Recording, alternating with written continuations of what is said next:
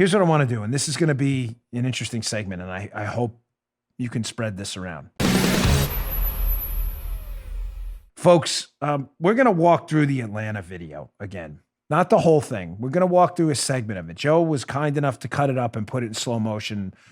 Paula's going to stop and start a bit. Now, we're an audio audience first. I'm going to walk you through it on audio. If you'd like to watch it at home, youtube.com/Bongino, check it out and watch this segment because it's important. I want to headline this segment, Why Neck Restraints? The conversation is not as simple as people are making it out to be.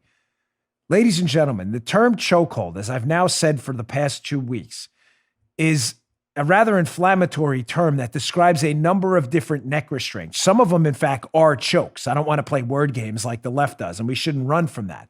Some of them are not. And by engaging in an outright ban, which this EO does not do, executive order, and neither does Scottsville, it's not an outright ban, although it creates incentives to eliminate them. There's a problem with that. The problem is that neck restraints are not all chokeholds, and not all chokeholds are, in fact, correct. I'm explaining this poorly. Let me get to the video and I'll explain what I mean. I want to play this video. I'm going to play it in slow motion. I want to show you why an outright ban of any kind of neck restraint is a bad idea that will probably result in more, not less fatalities. Again, this is going to be a common sense conversation. If you're not into it and you're liberals and you just want to say chokeholds, terrible, get out, this conversation isn't for you. We're going to talk about the science of control tactics here. Let's play the video, and I want to show you a key moment in this that matters. So here it is. You can see in slow motion these two Atlanta police officers in the Rashad Brooks incident. They're trying to subdue him. Look at the officer to the right. You can see the officer behind him. You see it right there? Look, stop that right there. He has his right arm now around the neck of Mr. Brooks, as the other officer is attempting to tase him, but Mr. Brooks has now grabbed the taser with his left arm so that there's two officers. The officer in the front of him is trying to tase him, but Mr. Brooks and the officer both have their hands on it. It's a fight for the taser with the one officer. The other officer behind him has an opportunity right now. Folks, I'm not Monday morning quarterbacking these officers. Please. This is an important conversation about tactics and use of force. And if we can learn from this, if there was a video of me out there making a mistake in a control tactics situation that can help in the future, put it out there, folks. I have no shame in this game at all. I am not Monday morning quarterbacking them. I am genuinely trying to help. Having said that, look, you can see in the video, the officer behind him has his right arm around the neck of Mr. Brooks, has his left arm on the left bicep. He looks like he has his knee up against the back. There is an opportunity right here. This is critical to end this right now in seconds. Instead, Mr. Brooks is dead. Now, what happens here? I can't get in the officer's head, of course. My guess here, I'm making an assumption, is that based on the media outcry against what they call chokeholds, which again are really neck restraints, they're not the same thing. Sorry I explained that poorly before. I want to make sure precision matters here. My guess is he lets go of this because he knows that if in fact he enacts this hold, this neck restraint, no matter what happens, he will either probably be sued or potentially arrested for an illicit and illegal use of force.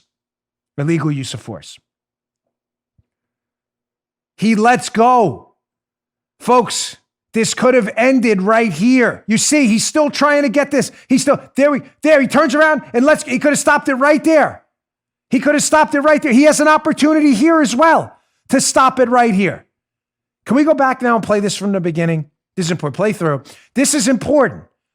A chokehold is a tracheal restraint on the windpipe, where you compress the windpipe. That is definitely deadly force and is not recommended. You don't need it. This opportunity here, he could have engaged in what's called a carotid restraint. The difference is the forearm bone. The bone in your forearm, your lower forearm, where it is.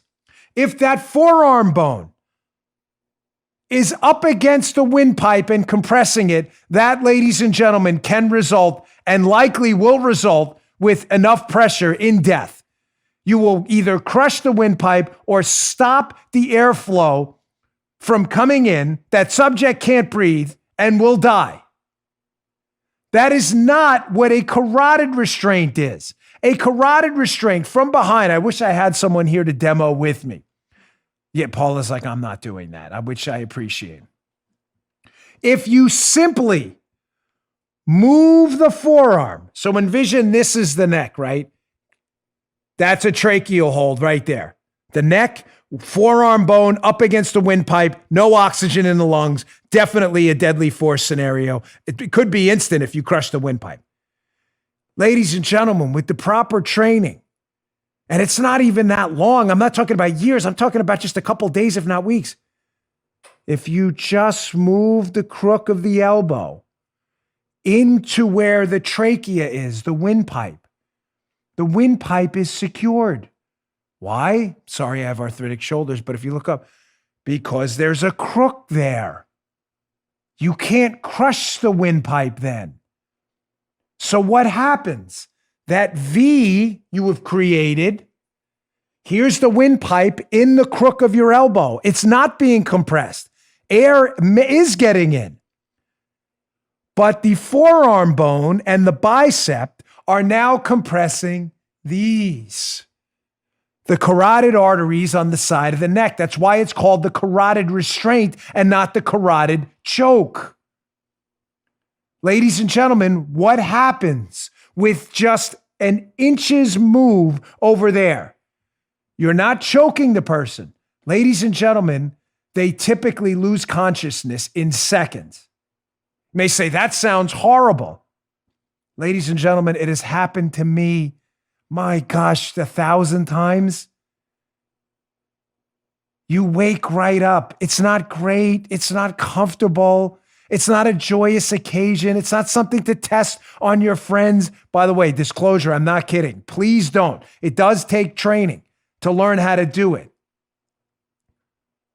But it's not difficult. Do not try this at home. I'm not kidding. That's not one of those TV discussions. It's for real. You will seriously hurt someone if you mess around.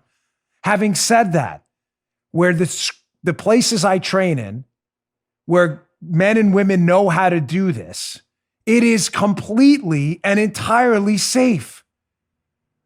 When you ban that and call it a chokehold, when it is not, you are not choking the subject. You are restraining the blood flow for just seconds so they will stop fighting and you can handcuff them. They will be up and at it in seconds and the fight will be over and handcuffs will be on. And most importantly, they will be alive. You just heard Dan Bongino.